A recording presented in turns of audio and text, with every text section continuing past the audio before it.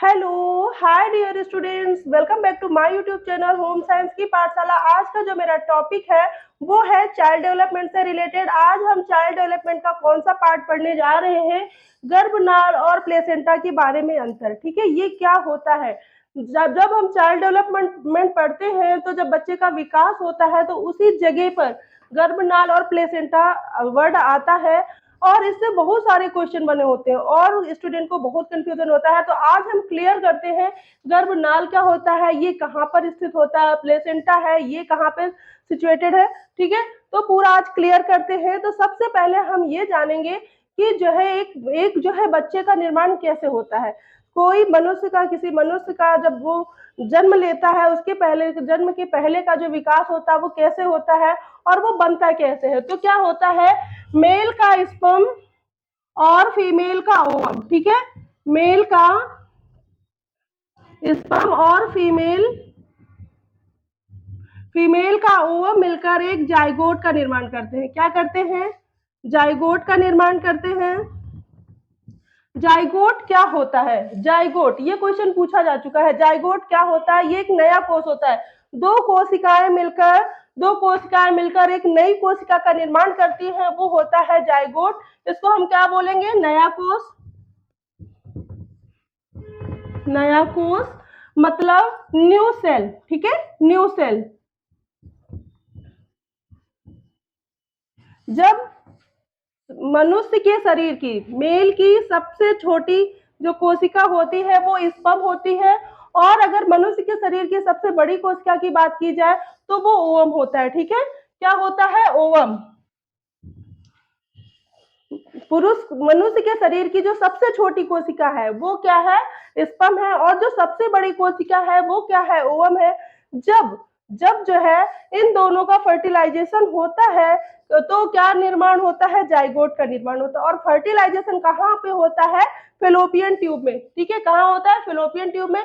तो मेल का sperm and female का ओवम मिलकर जाइगोट का निर्माण करते हैं, मतलब नई कोशिका बनाते हैं।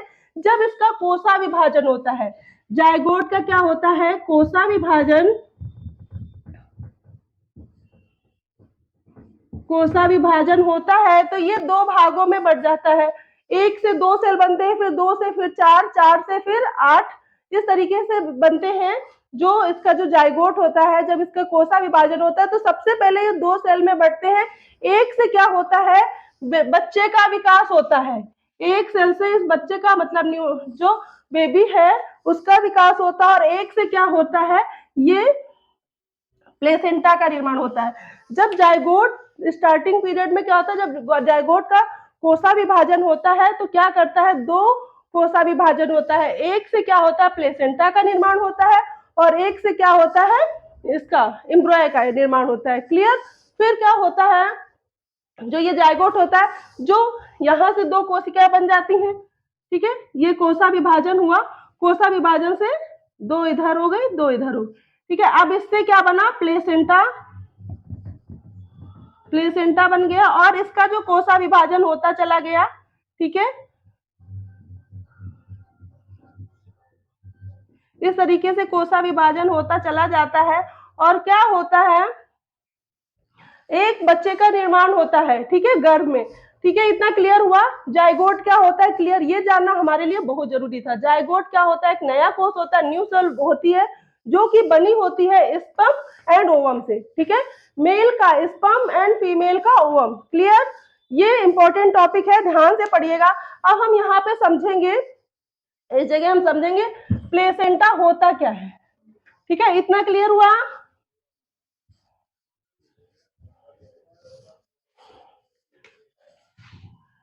प्लेसेंटा, प्लेसेंटा एक अस्थायी अंग है। क्या है? एक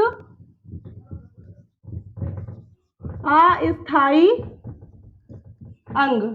ठीक है, जो कि सिर्फ प्रेगनेंसी के टाइम डेवलप होता है। ठीक है, कब डेवलप होता है? प्रेगनेंसी के टाइम डेवलप होता है। ये एक अस्थायी अंग है। ठीक है, क्लियर? अब हम देखते हैं सिचुएटेड कहाँ होता है। ये यूट्रस है। ठीक है, इसको हम मानेंगे यूट्रस। यूट्रस के अंदर ये स्थापित होता है। ठीक है, ठीक है, यूट्रस के अंदर ये स्थापित होता है प्लेसेंटा, ये यूट्रस से अटैच होता है, ठीक है, यूट्रस से अटैच होता है।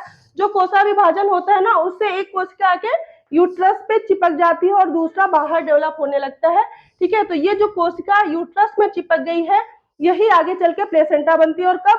3 से 4 मंथ में ये डेवलप हो जाती है। कब? 3 से 4 मंथ तक पूर्ण डेवलप हो जाती है, पूर्ण विकसित, ठीक है, पूर्ण विकसित हो जाती है। कब? 3 से 4 मंथ तक। ठीक, प्लेसेंटा क्या होता है? प्लेसेंटा एक अस्थायी अंग होता है, मतलब टेम्परेरी होता है। और ये कहाँ विकसित होता है? यूट्रस के साइड में, ठीक है, यूट्रस में इसका जो है ये चिपक जाता है, यूट्रस में चिपक कर ये मां से अटैच हो जाता है, ठीक है। और जो दूसरा एक कोसा होता है वो क्या होता है? वो बच्चे का यानी एम्ब्रॉय का निर्माण करता है, यानी फीटस का निर्माण करता है, ठीक है। क्लियर? इतना क्लियर हो गया। अब हम एक चीज और समझेंगे, जो प्लेसेंटा होता है ना, प्लेसेंटा एक हार्मोन का श्रावण करता है। प्लेसेंटा एक हार्मोन का श्रावण करता है, और वो हार्मोन कौन सा है? हार्मोन का श्रावण करता है, और वो हार्मोन है HCG, ठीक है। कौन सा है? HCG। HCG जो हार्मोन होता है, ये जो है हम जो है ये प्लेसेंटा इसको जो है क्या करता है? स्रावित करता है, और ये मेन अपना रोल निभाता है प्रेगनेंसी को पहचानने में, ठीक है।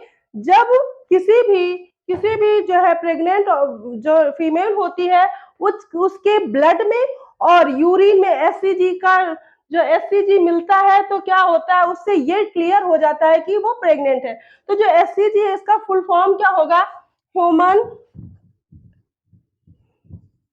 ह्यूमन कोरोनिक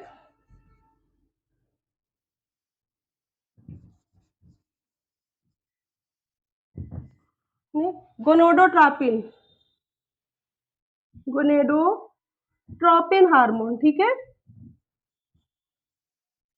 गोनेडोट्रोपिन हार्मोन, जो HCG का फुल फॉर्म क्या होता है? ह्यूमन कोरियोनिक गोनेडोट्रोपिन हार्मोन, जो कि जो है ये इसका जो मेन रोल होता है, ये क्या करता है? बच्चे के जो है डेवलपमेंट में जो है इसका पूरा ये जो है पूरा अपना रोल निभाता है। और क्या करता है? ये डिटेक्ट करता है कि जो फीमेल है वो प्रेग्नेंट है कि नहीं। तो जो किट आती है उसमें ये HCG हार्मोन को ही देखा जाता है। अगर यूरिन में और ब्लड में HCG हार्मोन है, तो वो क्या है? वो प्रेग्नेंट है। तो इतना क्लियर? HCG हार्मोन क्या होता है? ये कहाँ से स्रावित होता है? प्लेसेंटा से, ठीक है। और ये पीयूष ग्रंथि से भी स्रावित होता है, पीयूष ग्रंथि भी इसे स्रावित करती है, पर प्रेगनेंसी के टाइम पे ये प्लेसेंटा जो है इसको जो है स्रावित करता है। तो इतना क्लियर हुआ प्लेसेंटा के बारे में। और एक चीज जानेंगे, हमने देख लिया ये एक अस्थायी अंग है, और ये जो है एक हार्मोन का श्रावण करता है, जो कि पूरे प्रेगनेंसी जो फीटस होता है उसको क्या करता है? संभालता है, ठीक है, उसको सुरक्षित रखता है। और जो ये प्लेसेंटा क्या होता है? ये एक मीडिएटर है, ये जो है एम्बिलिकल कार्ड और माँ के बीच में एक मीडिएटर है। और जो एम्बिलिकल कार्ड है, ये बच्चे और प्लेसेंटा के बीच में एक मीडिएटर है। इतना क्लियर? अब हम जानेंगे एम्बिलिकल कार्ड के बारे में, ठीक है। अम्बिलिकल कार्ड यानी कि गर्भनाल, इसको गर्भनाल कहिए, गर्भरज्जु कहिए, ठीक है, गर्भ रज्जु कहिए, एक ही बात है, ठीक है। गर्भरज्जु, गर्भनाल या फिर एम्बिलिकल कार्ड, एम्बिलिकल कार्ड, ठीक है, एम्बिलिकल कार्ड कहिए, ये सब एक ही चीज है। क्लियर? ठीक है, गर्भनाल, गर्भरज्जु, एम्बिलिकल कार्ड एक ही चीज है। ये क्या होता है इसको हम समझते हैं, ठीक है। जो गर्भनाल होती है वो देखिए ये है, प्लेसेंटा से बच्चे में को जोड़ रही है गर्भनाल, ठीक है। ये जो गर्भनाल है ये प्लेसेंटा से बच्चे को जोड़ रही है। ये कुछ इस तरीके से होती है, ठीक है। ये प्लेसेंटा है, ठीक है, और यहाँ पे बच्चा है, ये बच्चे के एब्डोमेन पे जाके टच रहती है, ठीक है, यानी नाभि पर। यहाँ पे नाभि पर ये जुड़ी हुई होती है, इसीलिए इसको नाभि रज्जु भी बोलते हैं। क्या बोलते हैं? नाभि रज्जु। रज्जु का मतलब हम क्या लेंगे यहाँ पे? नॉर्मल तरीके से समझते हैं तो एकदम क्लियर हो जाएगा। रज्जु मतलब रस्सी, रस्सी, ठीक है। और इसको इंग्लिश में क्या बोलते हैं? Umbilical card. कार्ड मतलब भी रस्सी, रस्सी या फिर ऐसी खोखला, ऐसा जो है खोखला पाइप जैसा होता है, ठीक है, खोखला पाइप जैसा होता है कार्ड। तो नाभि रज्जु से समझ में आ रहा है, नाभि से एक ऐसी रस्सी की तरीके की एक संरचना जो कि मां से जुड़ी होती है, वही होती है नाभि रज्जु। अब आपको एकदम क्लियर हो जाएगा। एम्बिलिकल कार्ड में क्या होता है? दो आर्टरी होती हैं, दो आर्टरी होती है और दो धमनी होती है, दो धमनी और दो सिराएं होती है, ठीक है। दो धमनी और एक सिरा आप लिखेंगे क्योंकि एक बाद में विलुप्त हो जाएगी, ठीक है। एक सिरा होती है, दो धमनी होती है और एक सिरा होती है जो कि इसमें चारों तरफ से लिपटी होती है, ठीक है। इस रस्सी पे, इस पर ये ऊतक की बनी होती, ऊतक की बनी हुई एक कार्ड, एक रस्सी की तरह संरचना होती है जिसमें ये जो दो धमनी होती है मतलब दो आर्टरी होती है और एक सिरा, एक वेन होती है जो कि इस पर लिपटी होती है, जो वेन इस तरीके से होती है, ठीक है।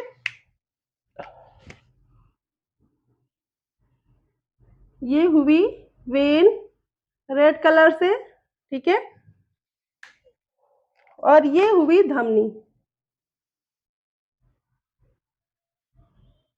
इस तरीके से जुड़ी होती है। ये दो होती हैं, ठीक है, ये दो होती हैं। यहाँ पे एक चीज और जानने वाली होती है, जो धमनी होती है इसमें क्या होता है? अशुद्ध रक्त बहता है, ठीक है। नॉर्मली क्या होता है, जो धमनी होती है वो क्या होती है? ये जो है, जो धमनी होती है नॉर्मली उसमें क्या होता है? शुद्ध रक्त बहता है, और सिराएं जो होती है उसमें क्या होता है? अशुद्ध रक्त बहता है। पर जो ये एम्बिलिकल कार्ड में धमनी और वेन है, इसमें जस्ट अपोजिट होता है। धमनी में क्या होता है? अशुद्ध रक्त बहता है, ठीक है, अशुद्ध रक्त। और सिरा में क्या होता है? शुद्ध रक्त बहता है। जब हम धमनी और सिरा के बारे में पढ़ते हैं तो क्या पढ़ते हैं? जो वेसल्स होती हैं वो क्या होती है? हार्ट से दूर जाती हैं, हार्ट से दूर जाती हैं, वो क्या होती हैं? वो सिराएं होती हैं, वो धमनी होती है, ठीक है। जो हार्ट से दूर जाती हैं वो धमनी होती है, और जो हार्ट से पास में आती है, हार्ट से बाहर से हार्ट में आती है, तो वो क्या होता है? सिरा होता है। तो जो जो ये न्यूनेट होता है ना, ये जो फिटस होता है, इसके जो हार्ट होता है इससे जो दूर जा रहा है, मतलब वो हार्ट से जो है दूर जा रहा है, वो क्या हुआ? शुद्ध रक्त। मतलब ये मनुष्य के शरीर का जो बच्चे के शरीर का शुद्ध रक्त होता है वो वेन्स जो है वेन्स में बहता है, और जो धमनी होती है उसमें अशुद्ध रक्त बहता है। इतना क्लियर हुआ है आपको? इतना क्लियर हुआ? अब इसमें हम एक चीज और जानेंगे। ये जो माँ का ब्लड है, माँ का ब्लड और फीटस का ब्लड, फीटस का ब्लड कभी मिक्स नहीं होता है, मिक्स नहीं होता है, ठीक है। मिक्स नहीं होता है, क्यों? ये प्लेसेंटा में आके एक कन्वर्ट हो जाता है, ठीक, कन्वर्ट हो जाता है, पर मिक्स कभी नहीं होता है। ये मिक्स कौन नहीं होने देता है? प्लेसेंटा मिक्स नहीं होने देता है। तो एम्बिलिकल कार्ड के बारे में समझ में आया। जो एम्बिलिकल कार्ड होती है इसकी लंबाई कितनी होती है? 50 से 60 सेंटीमीटर, ठीक है। कितनी? 50 से 60 सेंटीमीटर। ये क्वेश्चन में पूछा जा चुका है। 50 से 60 सेंटीमीटर लंबी होती है ये नाभि रज्जु। इसका जो है नाप होती है, आगे पीछे भी हो सकती है, पर औसत 50 से 60 सेंटीमीटर रखा गया है, ठीक है। जब आपके जो है पेपर में जो है इसका जो ऑप्शन आएगा, अगर वहां 50 से 60 नहीं मिल रहा है तो वहां इसका जो सबसे नियरेस्ट होगा उस पर जो है आपको जो है चेक करना है, क्लिक करना है, ठीक है। क्लियर? 50 से 60 सेंटीमीटर इसकी लंबाई होती है, इसमें दो धमनी होती है और एक सिरा होती है। और इसका कार्य क्या होता है? इसका कार्य क्या होता है? बच्चे के शरीर से, जो फीटस है, इससे जो है जो भी अपशिष्ट पदार्थ है उसको माँ तक पहुंचाता है, और माँ के शरीर से जो है उसके पोषक तत्व ले जाके क्या करता है? फीटस तक पहुंचाता है, ठीक है। फीटस तक पहुंचाता है, इसका इतना ही कार्य। तो अगर आपसे क्वेश्चन में ये पूछा जा रहा है कि कौन सा ऐसा अंग है, कौन जो है बच्चे तक आहार पोषण पहुंचाता है, तो ये नाभि रज्जु पहुंच जाती है। ठीक है, एम्बिलिकल कार्ड कह लीजिए, नाभि रज्जु कह लीजिए, गर्भनाल कह लीजिए, एक ही बात है। प्लेसेंटा को एक नाम और दिया जाता है अपरा, इसको हिंदी में बोलते हैं अपरा। अगर प्लेसेंटा की जगह अपरा लिखा है तो आपको अपरा समझ जाना है कि प्लेसेंटा के लिए ही लिखा है, इसको हिंदी में अपरा बोलते हैं। अब यहाँ पे प्लेसेंटा से जुड़ी एक चीज हम और देखेंगे कि जब प्लेसेंटा गलत जगह विकसित हो जाता है तो क्या होता है। जब प्लेसेंटा गलत जगह विकसित हो जाता है तो क्या होता है। एक टर्म आपने सुना होगा, एक्टोपिक प्रेगनेंसी। एक्टोपिक प्रेगनेंसी, ये क्या होता है, जब ये मान लिया यूट्रस है, ठीक है, फैलोपियन ट्यूब ऐसी होती ना,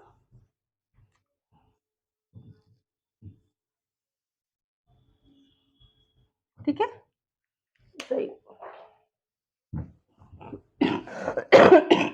सॉरी।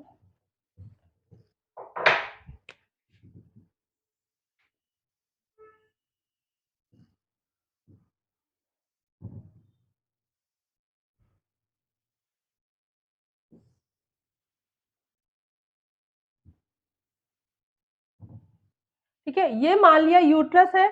यूट्रस दो भागों में है, ठीक है, अपर यूट्रस और लोअर यूट्रस। ठीक है, क्या हुआ,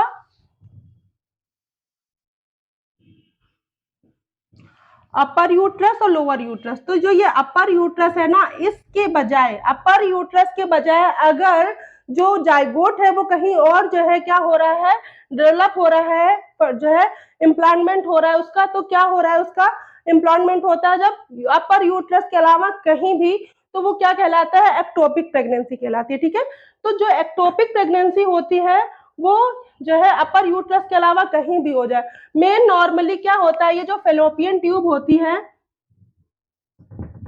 फेलोपियन ट्यूब,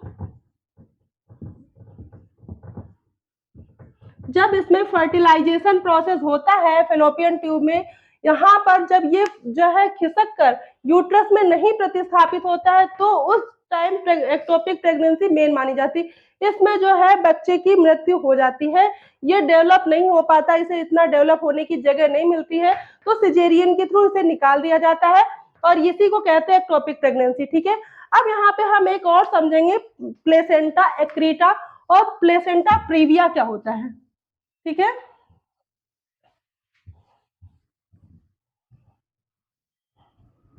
प्लेसेंटा प्रीविया, सबसे पहले हम समझेंगे प्लेसेंटा प्रीविया।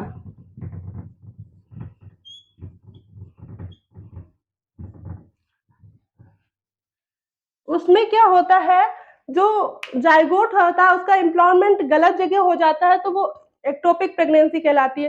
पर प्लेसेंटा प्रीविया में क्या होता है, जो ये प्लेसेंटा है ना वो कहीं यहाँ पे डेवलप हो जाता है, ठीक है, या फिर,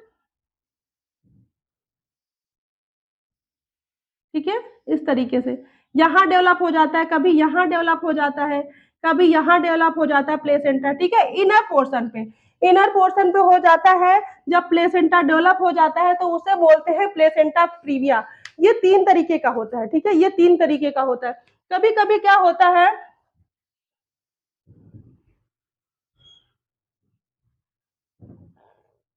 कभी कभी क्या होता है, जो प्लेसेंटा होता है, जो प्लेसेंटा होता है वो कहाँ डेवलप होता है, इधर आधा इसको जो है कवर किए होता है। ठीक है, आधा कवर किए होता है जो प्लेसेंटा प्रीविया होता है। ठीक है, कभी कभी आधा कवर होता है, कभी कभी क्या होता है, ये पूरा कवर कर लेता है इस पोर्शन को। ठीक है, प्लेसेंटा प्रीविया एकदम लोअर उसमें आके यहाँ पे पूरा कवर कर लेता है सर्विक्स के पोर्शन को, किसको, सर्विक्स के पोर्शन को। ठीक है, तो क्या होता है, ये प्लेसेंटा प्रीविया होता है, इसमें जो है अल्ट्रासाउंड से पता चल जाता है कि जो है प्लेसेंटा कहाँ डेवलप है। तभी डॉक्टर हमें पहले से ही बता देते हैं कि ये जो जो मतलब बर्थ होगी ये सिजेरियन होगा, ठीक है, क्योंकि जो है ये जो प्लेसेंटा है ये बच्चे को जन्म दे करने ही नहीं देता है, ठीक है। और इससे क्या होता है, ये ऑपरेशन के थ्रू होता है। और एक होता है, एक यहाँ पे हम और समझेंगे, प्लेसेंटा एक्रीटा। प्लेसेंटा प्रीवियस समझ में आया। इसमें क्या होता है, बच्चा सिजेरियन के थ्रू हो जाता है, पर जो प्लेसेंटा एक्रीटा होता है, प्लेसेंटा एक्रीटा, प्लेसेंटा एक्रीटा में क्या होता है, जो प्लेसेंटा होता है, यूट्रस है ना, ये यूट्रस, यूट्रस पे ये चिपका होता है। तो यूट्रस के अंदर इस तरीके से ये क्या होता है, विकसित हो जाता है, ठीक है। ये यूट्रस के अंदर चला जाता है, यूट्रस के अंदर डेवलप हो जाता है। एक्रीटा में क्या होता है, अंदर डेवलप हो जाता है। इससे क्या होता है, माँ और बच्चे दोनों की जान में खतरा होता है। इसमें इसका जो मेन होता है, अगर पहले से पता चल जाता है तो डॉक्टर्स क्या करते हैं, इसको ऑपरेट करके निकालते हैं, ऑपरेट करते हैं, निकालते हैं। इसके लिए पूरी टीम लगती है, ठीक है। सिर्फ गायनो द्वारा नहीं हो सकता है, इसके लिए जो है और भी ज्यादा ऑपरेशन जो करते हैं किडनी से रिलेटेड, क्योंकि इसके आसपास जितने भी अंग होते हैं उसमें खतरा होने के चांसेस होते हैं, ब्लड ज्यादा बहने की चांसेस होते हैं। तो क्या होता है, और भी ज्यादा जो ब्लड से रिलेटेड डॉक्टर होते हैं उनको पूरी टीम तैयार करके ये ऑपरेट किया जाता है। ज्यादातर केसेस में क्या होता है, पूरे यूट्रस को निकाल दिया जाता है। क्या किया जाता है, यूट्रस को निकाल दिया जाता है, यही एक चारा होता है इसमें। तो जो प्लेसेंटा एक्रीटा है एक बहुत ज्यादा खतरनाक होता है। इसमें क्या होता है, माँ और बच्चे की दोनों की जान में खतरा होता है। इतना क्लियर हुआ, हमने प्लेसेंटा प्रीविया समझ लिया, प्लेसेंटा एक्रीटा समझ लिया, प्लेसेंटा क्या होता है और गर्भनाल क्या होता है। तो अगर अब आपसे ये पूछा जाए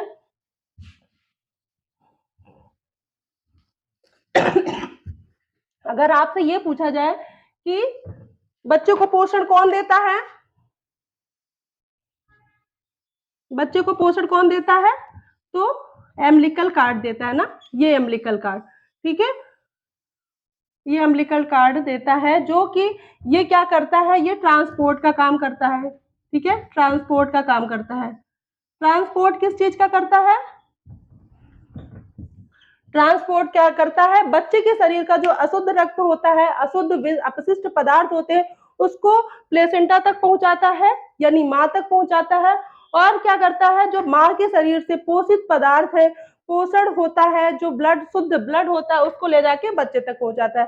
तो प्लेसेंटा और आहार नाल, प्लेसेंटा और गर्भनाल क्लियर हुई, क्लियर हो गया प्लेसेंटा क्या होता है, गर्भनाल क्या होता है। तो आई होप ये वीडियो आपको पसंद आई हो।